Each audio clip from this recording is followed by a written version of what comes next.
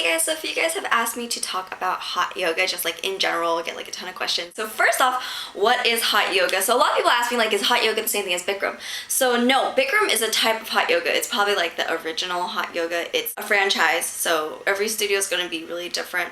But the classes are all for the most part the same. It's like 26 postures, a room that's heated to 105 degrees, and yeah, it gets pretty hot. And it's also really high humidity. I think it's like 50%, 60%. So it's really hot, you sweat a lot. Each class is 90 minutes long. So no matter where you go in the world, whether you practice Bikram in Japan or Germany or the United States, it's gonna be the same. I started off with Bikram. That was kind of like the first hot yoga I'd ever heard about. And it sounded really appealing to me just because I like things that are like our talent. A lot of people say it's like the hardest hot yoga because of how long it is. It's a really long class. So I did that for a long time. I did that on and off for maybe half a year or so.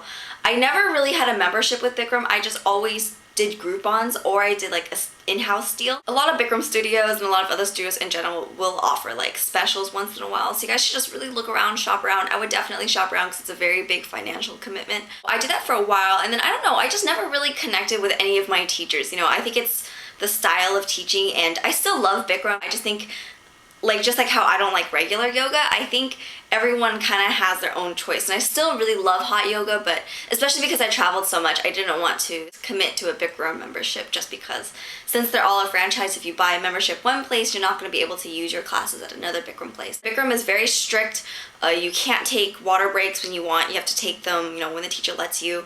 You can't leave the room, so you best lay down if you are having a hard time breathing. And so, you know, I didn't really have a problem with the physical aspect. I just really didn't like any of the Bikram teachers I ever met, which was a really big thing for me. I really like to have like some kind of connection with the teacher, or else I have a really hard time enjoying class.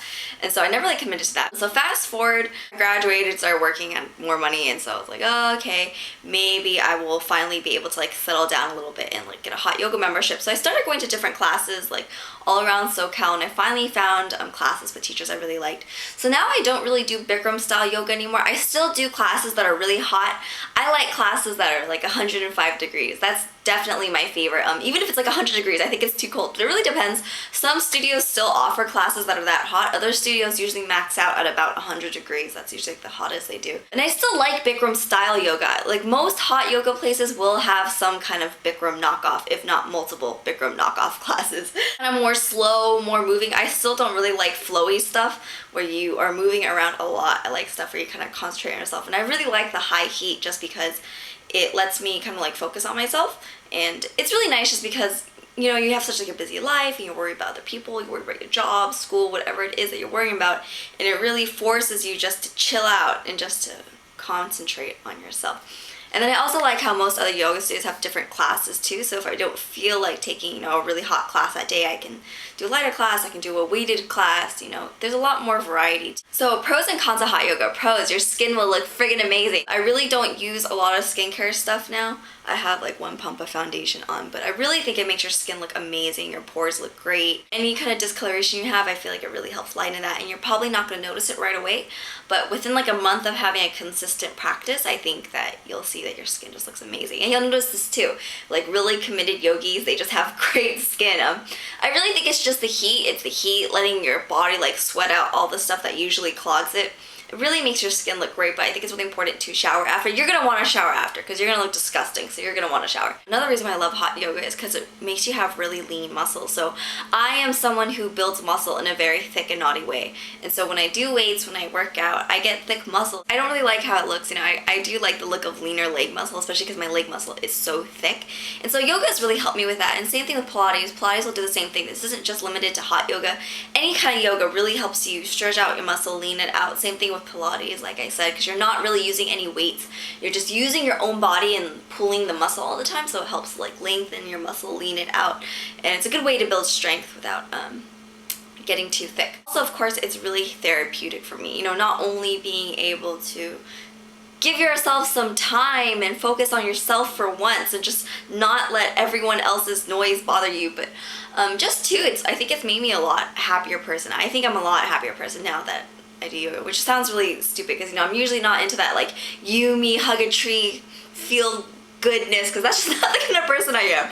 I'm probably a really pessimistic person, but I think it's really helped me with that. I think it's really helped me with YouTube, obviously, which can, you know, the internet in general can be a really negative place. There's a lot of criticism, there's a lot of mean people, and it's really helped me just care a lot less. Like, I don't really care that much anymore. And I just, like I said, I just think I'm a happier person, like less snappy, just all around much happier. More forgiving. I don't know. It's just, I think it's the teachers. I think it's really the teachers. I think you see them and you see like what good people they are, especially the teachers that like I found.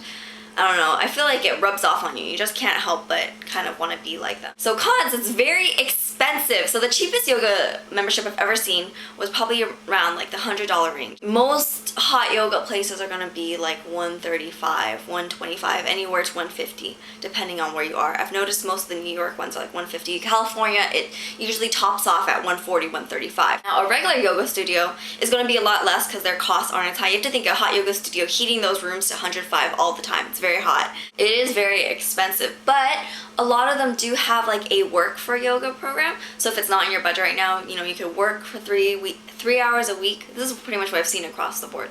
3 hours a week, and then you get unlimited yoga. It does get very expensive, and then you have to buy a mat and all these things. Usually you don't need a mat your first time though. Usually when you go your first time, they'll let you rent a mat. But I would probably take advantage of that just because you may not like it. You know? So the time is another con, I guess, just because, you know, everyone has really busy schedules, whether it's class, you know, there may not be classes or the class that you necessarily like around the same time. And also, it's not like the gym.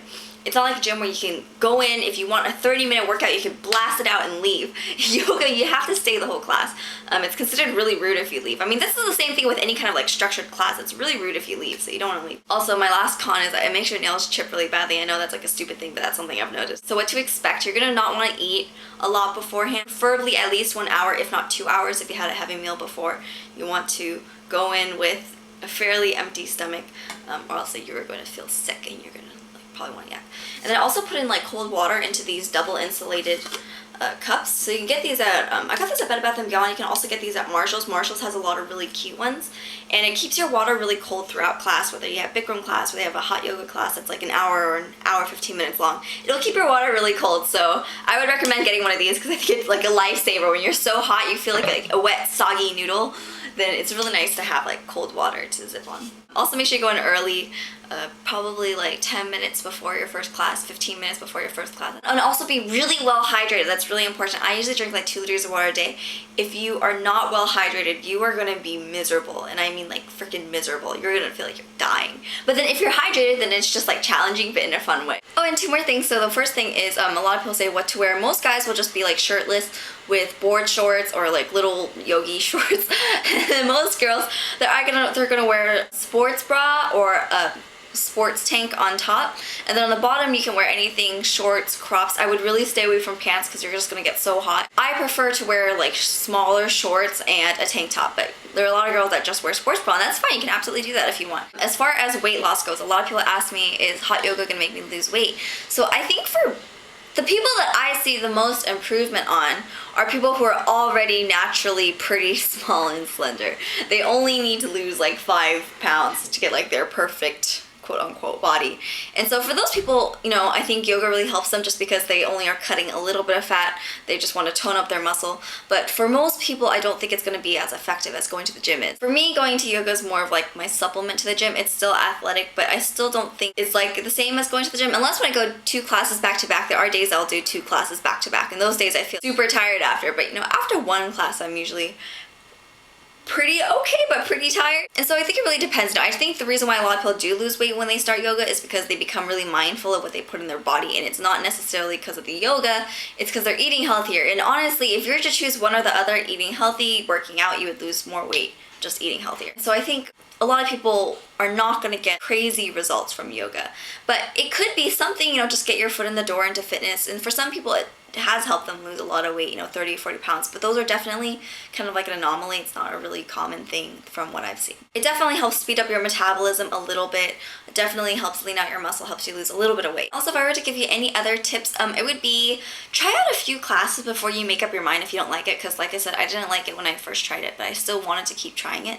And then also be prepared to sweat from like every place on your body. Places you didn't even know you had sweat glands. Like I remember I was looking at my like shin or something, and like the inside of my elbow, just watching like sweat drip off it. It's so gross. You'll be like upside down and there's sweat like going into your eyes. You're like, ah, this is so annoying. But you will sweat a lot, so just be prepared. So well hydrated, sleep, bring water. If you guys have any other questions, please let me know. Also know that a lot of hot yoga studios do have some kind of like either discounted first week or they have like a free first week. You could try so many studios with Groupons. Most studios participate in like Groupons, living social deals, because it is really expensive. So basically they're just trying to like sucker you into there and make you like them a lot, and then you'll hopefully buy a membership or classes. But a membership is really only worth it if you go more than once a week. If you don't go more than once a week, then a membership isn't really worth it.